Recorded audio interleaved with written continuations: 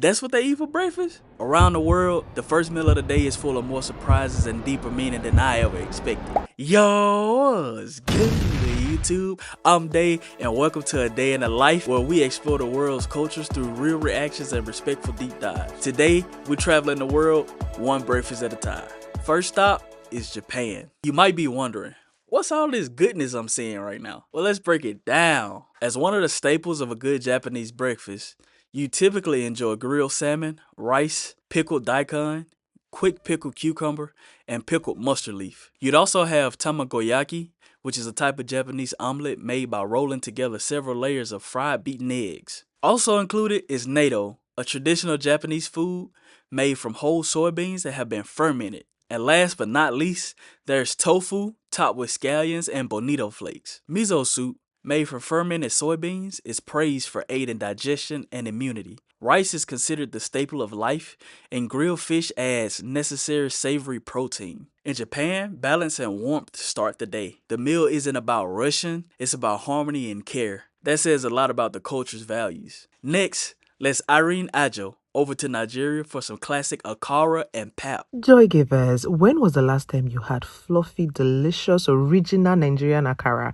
with hot pap? Now let's get into it. I'm using washed honey beans here, and I add some onion and salt and a little bit of water, and I'm going to allow my blend that to a smooth puree. The trick to getting very fluffy, fat akara is to ensure that you fluff them and incorporate air into them properly. I used my fertile hand whisk from buttery mix, and once it doubles in size or even triples in size, your akara batter is ready to be fried.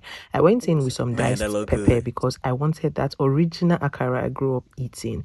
Using an ice cream scoop, I scooped this into my hot oil and fried. Look how much care she taking to flip it. Now the type of brownness or golden brown it has all depends on how you like it, and this is exactly how golden brown I love my akara. I went ahead to fry some more of the batter because, trust me, everyone in the kitchen was already taking one or two out of the one I already fried. And once it is perfectly fried, this is ready to be served for breakfast. Let me know your fondest memories of akara growing up as a Nigerian child. I would really love to know. These were Saturday traditions. I mean, making pap, you have to be really, really good in the kitchen, and the gods have to be on your side for this pap to not fail you.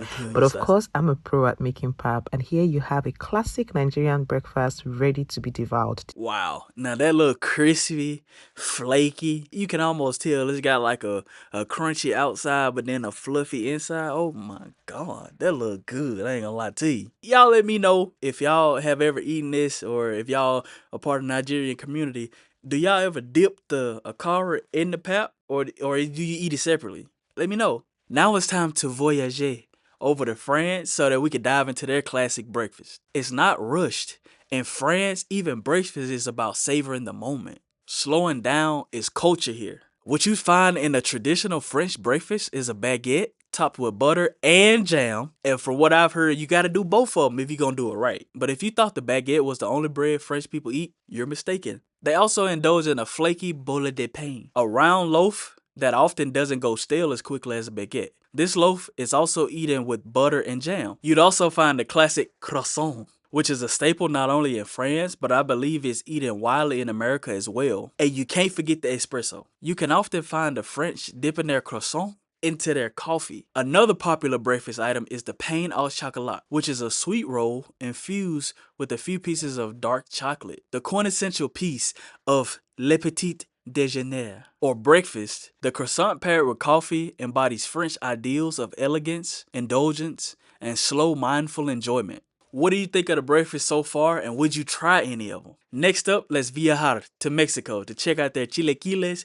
huevos rancheros, and more. On today's video, I'm going to show you how to make delicious huevos rancheros. I'm going to set my pan on medium heat, and I'm going to add some oil. Oil is now hot. I'm going to add 1 minced garlic, half of a small white onion, and 1 jalapeno. Fry for about 2 minutes. It's been 3 minutes, and I'm going to add 3 Roma tomatoes. It's been about 2 minutes, and now I'm going to add in 1/3 cup of water, 1/8 teaspoon of black pepper, 1 teaspoon of chicken bouillon, and some cilantro. We mix, and we let it cook for about a minute. Our salsa is ready and I'm gonna turn it salsa. off and set it to the side. I set my pan to medium heat and I'm gonna add some oil. I'm gonna start frying the tortillas. We fry them until they're nice and golden. Fresh. Next, I'm gonna start frying 2 eggs. I'm gonna add a little bit of salt. Okay, eggs are ready. And now we can prepare our huevos rancheros. I'm gonna add some beans. We add the egg. Oh, Next, they got the egg salsa. with the runny stuff in the Perfect middle. breakfast, so delicious. Top it off with some queso fresco and some avocado. My mouth is watering. Okay guys, moment of truth. I'm so hungry. Cheers. That look good. The only thing for me is I don't know if I want the egg with the runny stuff in the middle. Could I do it like just a regular egg, like a fried egg, but the whole thing cooked through? Hopefully that ain't disrespectful, but I personally don't like the runny part of the egg. I feel like I would enjoy it more if it was just cooked all the way through. Here's how to make the most amazing soggy chips. I mean chilaquiles. If this chip is Soggy salty, chips. it's my favorite one. Tortillas. When you cut tortillas, don't cut them into 4s. Cut them into 6 so you can get proper nachos. Fry them at 350 and then just put a little bit of salt, set that to the side. It should be this crunchy. Oh, that sound 4 Roma tomatoes cut in half. Half of an onion. Now cut this in half. 2 jalapenos, only if you renewed your colon insurance. No incidental. Show all your fruits and veggies just a touch of love with some fire, because color equals flavor. Throw it all in the blender. I like to keep the skin on, however, you can take it off if you want. 4 chipotle peppers, yeah, tiny bit of that ocean, and half a packet of chicken bouillon. The trick is you gotta have enough salsa to go all your nachos. Just smother it in there, kind of like when your grandmother smothers you with hugs and kisses. It ain't chilaquiles without the Yoki boys. Anything after this point, you can add pretty much anything you want. Just make sure there's cheese, avocado coast to coast, cilantro, the most amazing crumbly cotija cheese, and a little bit more sauce just to contrast those white notes. I did have crema, but look, thing froze in the fridge. This is fine. Man, that looks so good. But again, can I have my egg cooked all the way through? Cause his look like if you cut it open, it's gonna run too. I want to eat that so bad, but I just don't want the runny egg part. Y'all let me know if I can do that or not. Y'all tell me. Variations differ by region. Red versus green salsa, egg versus cheese, or added chicken. It's a communal, flexible, and flavor-packed dish. Now it's time to mosey on down to good old America to check out our traditional breakfast staples. Now this one is familiar, but now I get to see it against all these other different cultural breakfasts. This feels big to me, man. This is good. In the US, this kind of breakfast screams comfort, but also indulgence.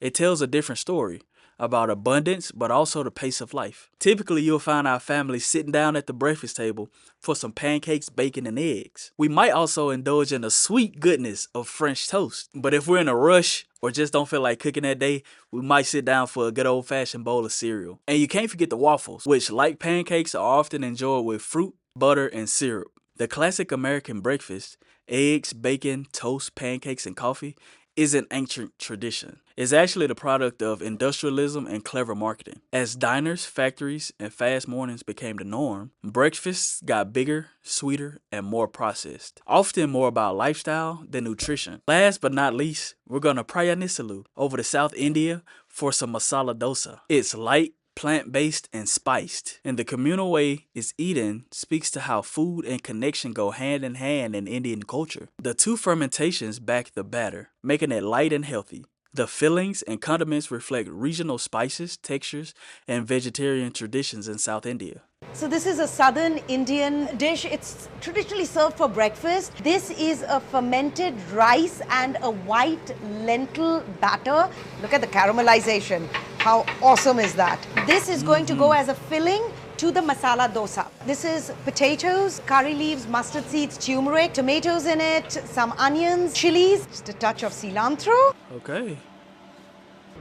So that's how they make a dosa, a masala dosa. This is a tomato chutney. Then there is some coconut chutney.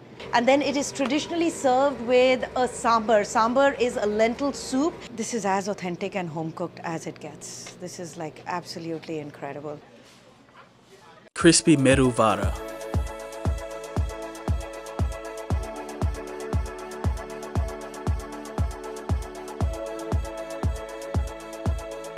Post more up in there.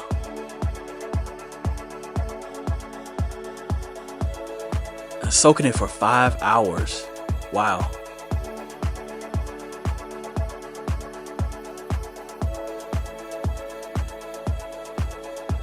Wow, now that's making it from scratch right there. Green chilies, ginger, cumin seeds.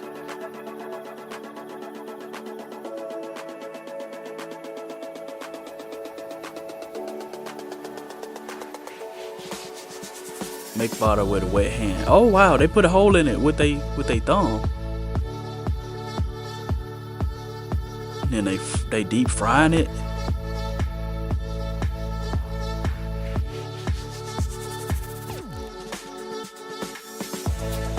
Oh, look at that. It's crazy because that almost looked like the Nigerian akara, which it's probably made differently, but it almost looks similar. When you crack it open, I'm sure it's flaky on the inside, crispy on the outside. That just lets you know how we can be in any part of the world, but we all connected in some type of way. But I ain't never had anything like that for breakfast at all. You know, I give it a try.